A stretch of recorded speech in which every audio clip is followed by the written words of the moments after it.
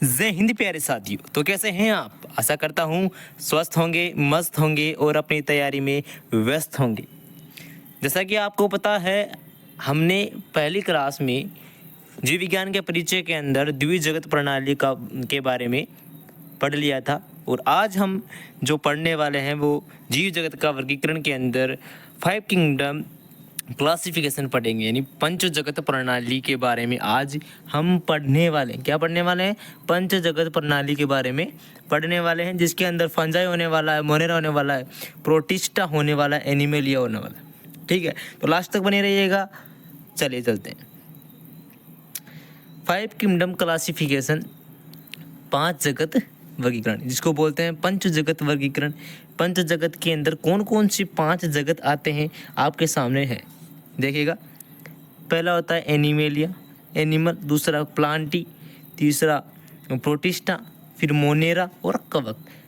5 जगत हो गए, जंतु हो गया, पादप हो गया, प्रोटिस्टा हो गया, मोनेरा हो गया और कवक हो गया। अब पंच जगत जो अवधारणा है वो दी किसने? तो किसने दी? R.H. व्हाइटेकर ने। R.H. व्हाइटेकर ने दी। R.H. साहब का पूरा नाम क्या है?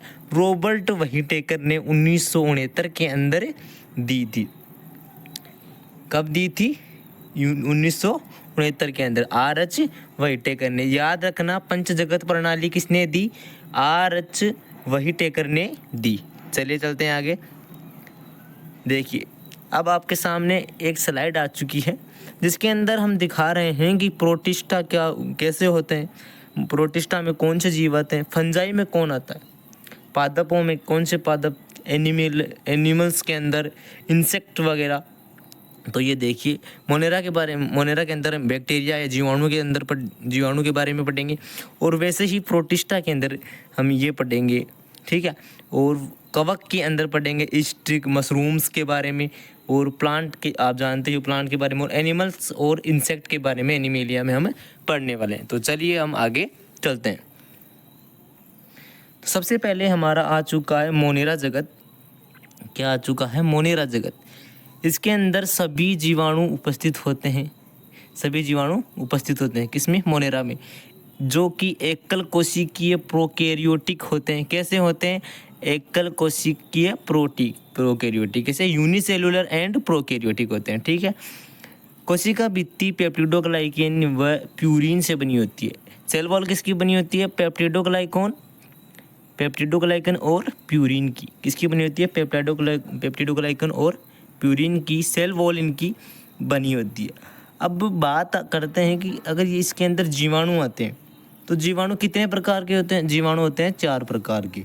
ठीक है, पहला आ गया रॉड शेप के अंदर, जैसे कि छड़ाकार में क्या हुआ? बेसिलस। कौन सा बेसिलस? लैक्टोबैसिलस, जो कि दही के अंदर पाया जाता है। ठीक है, कोमाकार जीवाणु हो गया। कोमाकार जीवाणु का उदाहरण क्या है? Vibrio cholerae, Vibrio. ठीक है, 2 प्रकार के हो चुके हैं। गोलाकार हो गया, जिसके अंदर कोकस आता है। ठीक है, और जीवाणु का गतिशील अंग क्या है? फ्लैजिला है। क्या है? फ्लैजिला क्या है? गतिशील अंग, लोकोमोशन ऑर्गन क्या है? फ्लैजिला।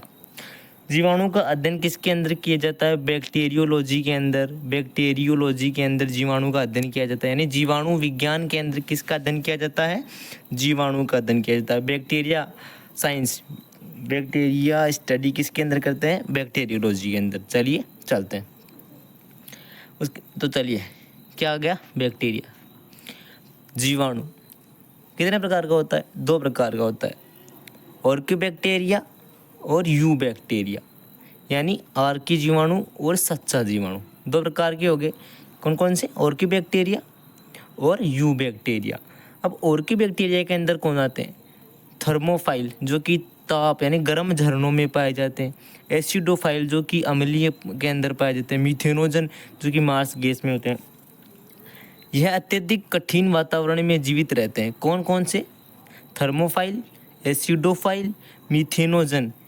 ये अत्यधिक कठिन वातावरण ही हो गया। ताप अत्यधिक कठिन है, अम्लीय भी कठिन है, मार्स गैस भी कठिन है। ठीक है, अब यू बैक्टीरिया के अंदर कौन आता है? सच्चे जीवाणु के अंदर आता है साइनोबैक्टीरिया, नील हरित शैवाल। ये शैवाल जैसी दिखती है पर जीवाणु है। क्या है, साइनो जीवाणु शैवाल जैसी दिखती है, बट है क्या, जीवाणु है, बैक्टीरिया है। चलिए आगे चलते हैं। माइकोप्लाज्मा बैक्टीरिया, या इसको बोलते हैं पीपीएलओ, सबसे छोटी कोशिका जीवाणु, सबसे छोटी कोशिका कौन सी है, माइकोप्लाज्मा है। क्या है, माइकोप्लाज्मा को याद करें तो माइकोप्लाज्मा क्या है, माइकोप्लाज्मा द स्मॉल सेल, सबसे छोटी कोशिका, पीपीएलओ, या इसको पीपीएलओ बोलते हैं। पीपीएलओ मतलब प्लूरोन्यूमोनिया लाइक ऑर्गेनिज्म। माइकोप्लाज्मा क्या है, एक जीवाणु है। यह सपोषी व परपोषी होते हैं। कैसे होते हैं, सपोषी व परपोषी होते हैं। फर्स्ट लिविंग सेल, पहली जीवित कोशिका की खोज ल्यूवेनहोक, सूक्ष्म जीवाणु विज्ञान के जनक ल्यूवेनहोक ने की। और पहले जीवित कोशिका कौन सी थी, ल्यूवेनहोक ने की। कौन सी, सूक्ष्म जीव विज्ञान के जनक कौन है, ल्यूवेनहोक। माइकोप्लाज्मा क्या है, सबसे छोटी कोशिका माइकोप्लाज्मा ही है। ठीक है, तो माइकोप्लाज्मा को याद रखें। चलिए चलते हैं प्रोटिस्टा के अंदर। हम आ चुके हैं प्रोटिस्टा जगत के अंदर, जो क्या होते हैं, ऑल यूनिसेलुलर यूकैरियोटिक, यानी एकल कोशिकीय यूकैरियोटिक होते हैं। कौन, प्रोटिस्टा। प्रोटिस्टा के अंदर कौन कौन आता है, अमीबा आती है, पैरामीशियम आता है, इनकी बात हम करने वाले हैं। तो ये क्या है, अमीबा। अमीबा के अंदर अलैंगिक प्रजनन होता है, जो कि द्विविखंडन यानी टूटना, क्या, टूटना, गतिशीलता इनके अंदर पाई जाती है। और इनके अंदर पाया जाता है स्यूडोपोडिया, स्यूडोपोडिया पाया जाता है, गमनांग के लिए पाया जाता है स्यूडोपोडिया, जो कि लोकोमोशन में इनकी हेल्प करता है। किनकी, अमीबा की। कौन करता है, pseudopodia is present in amoeba, जो कि लोकोमोशन में इनकी हेल्प करता है। चलिए चलते हैं आगे। अब हम प्रोटिस्टा के बारे में जान लेते हैं। जैसे कि अगर हम बायोलॉजी की बात करें, जहाँ अधिक सिलेबस होता है, उनमें प्रोटिस्टा को 5 भागों में बांटा हुआ है, जो कि क्या है, डाइनोफ्लैजिलेट, काइसोफाइटा, युग्लिनोइड और औपंक और प्रोटोजोआ। लेकिन आपके जनरल साइंस की बात अगर हम करें तो ये इनमें इनको पढ़ने की आवश्यकता नहीं है। ये केवल नीट वगैरह हो गई, उन लैब असिस्टेंट हो गया, उनके अंदर आता है। ठीक है, तो जनरल साइंस के अंदर ये नहीं पढ़ा जाएगा। ठीक है, तो बात कर रहे थे कि प्रोटिस्टा कैसे होते हैं। ये एक कोशिकीय यूकैरियोटिक होते हैं। सीमाएं इनकी सुपरिभाषित नहीं है, स्वपोषित, विषमपोषित और मर्दपोषी, क्योंकि इनमें अलग अलग हैं तो अलग अलग ही होंगे। और इनके सेल वॉल में कुछ में प्रोटिस्टा में सेल वॉल प्रेजेंट होगी, कुछ में एब्सेंट होगी। ठीक है, अमीबा के बाद में आ जाता है प्लाज्मोडियम, जो कि मलेरिया का कारक है। मलेरिया का कारक क्या है, प्लाज्मोडियम।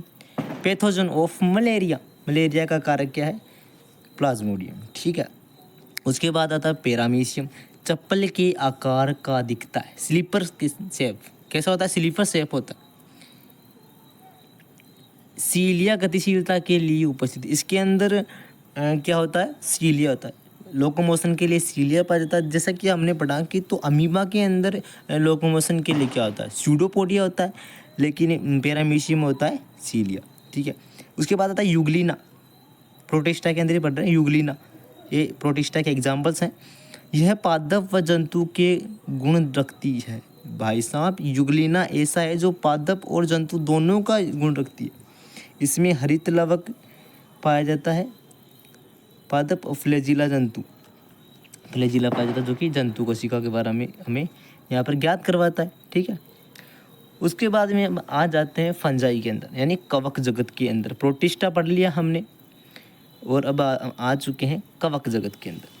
कवक कैसे होते हैं, यूकैरियोटिक होते हैं, एकल कोशिकीय होते हैं, बहुकोशिकीय होते हैं। यूकैरियोटिक होते हैं और कुछ इनमें एकल कोशिकीय भी होते हैं और बहुकोशिकीय भी होते हैं, यानी यूनिसेलुलर भी होते हैं और मल्टी सेलुलर भी होते हैं। और ये क्या होते हैं, परपोषी होते हैं। Cell wall is made of chitin, इनकी सेल वॉल किसकी बनी होती है, काइटिन की बनी होती है। इनकी बनी होती है काइटिन की। अब आपको पूछ लिया जाए कि कवक का अध्ययन किस में किया जाता है, तो कवक का अध्ययन किया जाता है माइकोलॉजी में, यानी स्टडी ऑफ फंजाई क्या होता है, माइकोलॉजी। फंजाई प्लस एल्गी क्या बनाता है? लाइकेन। कवक और शैवाल मिलकर के लाइकेन बनाते हैं। कवक उच्च पादपों की जड़ में पाया जाता है माइकोराइजा, जो कि सहजीवन का कार्य करता है। ठीक है, सहजीवी है। ठीक है, यहाँ पर MCQ बन गया क्या कि स्टडी ऑफ फंजाई क्या हो गया? माइकोलॉजी। सहजीवी का कार्य कौन करता है? माइकोराइजा करते हैं। लाइकेन किससे बनता है? कवक प्लस शैवाल से लाइकेन बना है। इनकी कोशिका भित्ति किसकी बनी होती है? काइटिन की बनी होती है।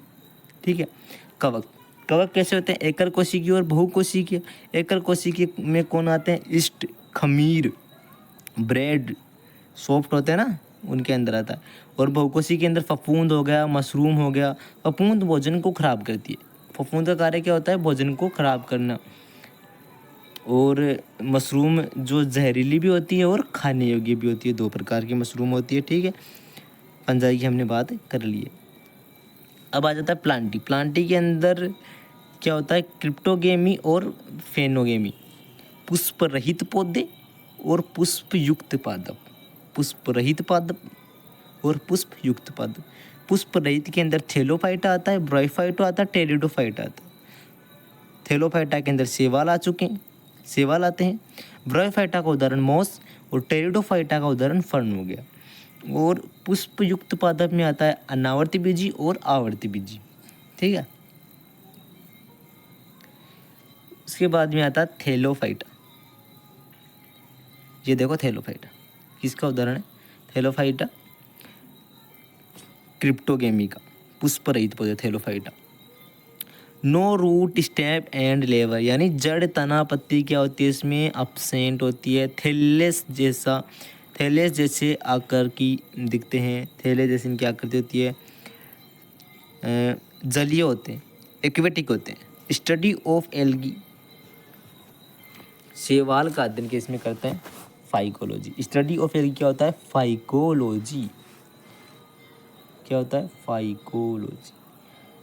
कुछ शैवाल ऐसी हैं जिनको आपको याद रखना है। अगर आ जाए लाल शैवाल, रेड एल्गी, तो आएगा रोडोफाइसी। अगर आ जाए भूरी शैवाल तो आएगा फियोफाइसी। अगर आ गया हरी शैवाल तो आएगा क्लोरोफाइसी। ये आपको याद कर रखने योग्य बातें हैं। लाल शैवाल रोडोफाइसी, भूरी शैवाल में आता है फियोफाइसी से, हरी शैवाल के अंदर आता है क्लोरोफाइसी। ठीक है, तो ये देखिए आपका ये एनिमेलिया हो गया, इसके अंदर आपके एनिमल्स आ जाते हैं। ये फंजाई हो गया जिसके अंदर आपके फंगस वगैरह आ गए। ये यू बैक्टीरिया के अंदर, प्लांटी के अंदर प्लांट्स आ जाते हैं। प्रोटिस्टा के अंदर ये अमीबा वगैरह, पैरामीशियम वगैरह आ जाते हैं। और आज की बैक्टीरिया के अंदर बैक्टीरिया आ जाते हैं। ठीक है, तो साथियों आज की क्लास आपको कैसी लगी? आपको याद होगा आप गुरु टॉपर्स फ्री बैच के अंदर पढ़ रहे हैं। आप अपने साथियों को बताएं कि हम फ्री पढ़ रहे हैं जॉब गुरु के ऊपर। क्लास को शेयर करें। जय हिंद,